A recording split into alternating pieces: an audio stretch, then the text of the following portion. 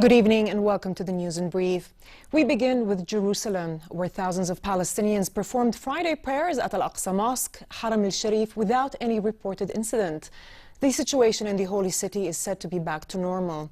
Director of Awqaf Department in Jerusalem, Sheikh Azzam al-Khatib, said no clashes were reported at the mosque's gates and that Palestinians of all ages were able to enter the mosque and perform the prayers without any interference by the Israeli police.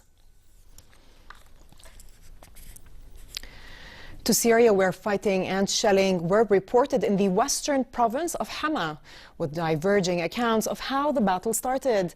The battle took place around the village of Ma'an, 23 kilometers north of Hama, which has been quiet since a de-escalation process brokered by Russia and Turkey took effect in early May.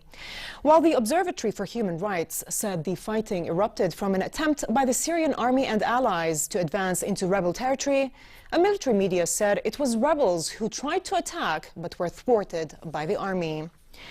Meanwhile, Syrians who left Lebanon after a ceasefire between Hezbollah and Nusra Front arrived in the Syrian town of Flita in the northwestern province of Idlib.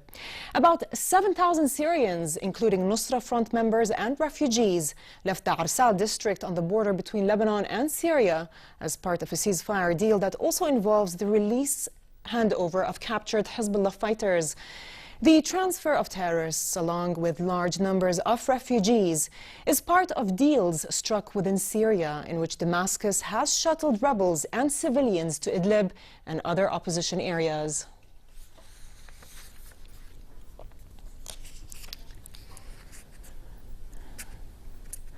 To Iraq, where authorities have found a mass grave of 40 bodies in Anbar province west of Baghdad.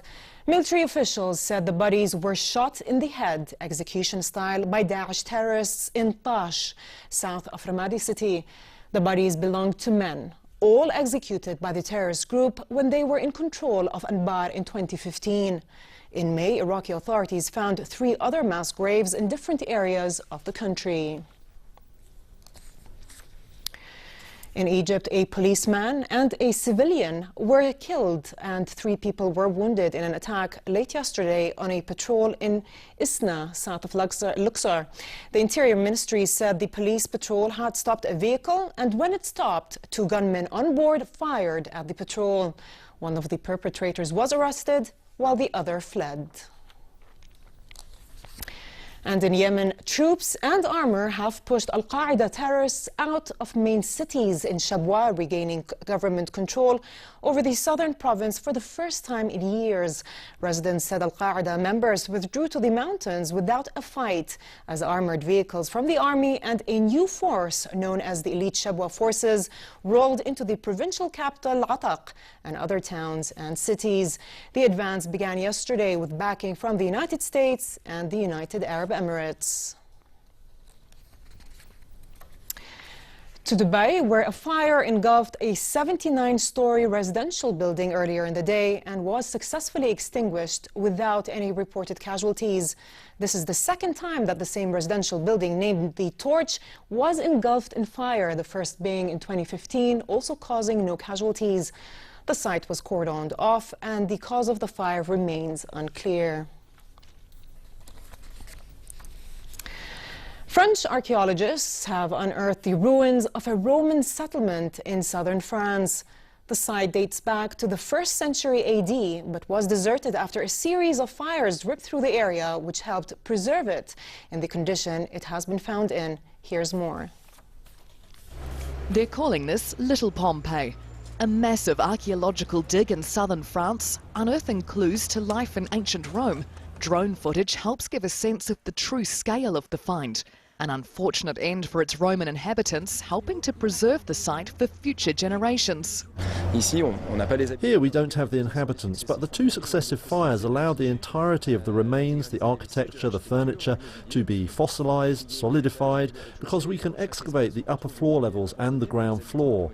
And in every space we found the furniture left by the inhabitants who had to flee the fire, just like in Pompeii, where the people had to flee the volcanic eruption. Archaeologists are still chiseling and brushing away at the precious find. The ruins hide a once wealthy Roman neighbourhood of luxury homes and vast open spaces. The area, near Lyon, became a Roman colony around 47 BC. Marble and mosaics have already been unearthed, and this could be just the beginning. The site is thought to cover some 7,000 square metres. Extreme heat waves are affecting Europe, with sweltering conditions and temperatures reaching above 40 degrees Celsius. The heat wave, nicknamed Lucifer, has triggered weather warning alerts, with Italy and the Balkans amongst the most affected. In Spain, the state weather agency warned of especially high temperatures in 18 of the country's 52 provinces. Barcelona's city council rolled out heatwave protocols, including distributing water to the homeless at peak times of day and offering them air-conditioned facilities. In China, meanwhile, heavy rain led to severe flooding in many places in the northeastern province of Liaoning, stranding residents and damaging infrastructure.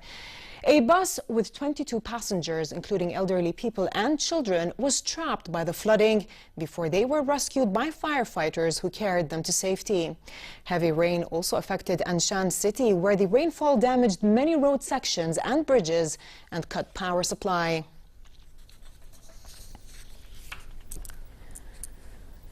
In sports, Japanese second seed Kei Nishikori saw off Argentinian Juan Martín del Potro yesterday to advance to the quarters. The match was delayed by heavy rain at the City Open. The second seed overpowered the 13th seed Argentinian, winning in 2 sets, 6-4, 7-5. Nishikori will face American Tommy Paul in the quarterfinals.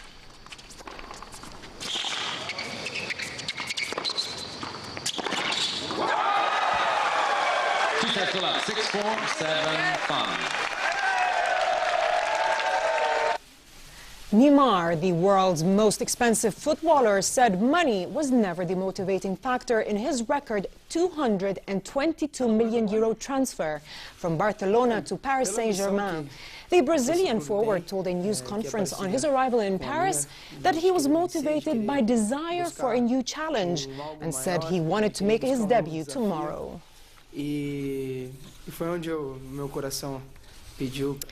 And finally, normal summer conditions continue for tonight and tomorrow in hilly areas, while it remains relatively hot in other parts of the kingdom. Temperatures rise to 5 degrees above seasonal average, tomorrow reaching a high of 33 degrees in the capital and dropping down to 19 at night. The Gulf of Aqaba should expect a very hot day tomorrow, with a high of 41 degrees, accompanied by light winds and calm seas. With this, we come to the end of our brief news. I'm Dana Absham. Thanks for watching and have a good night.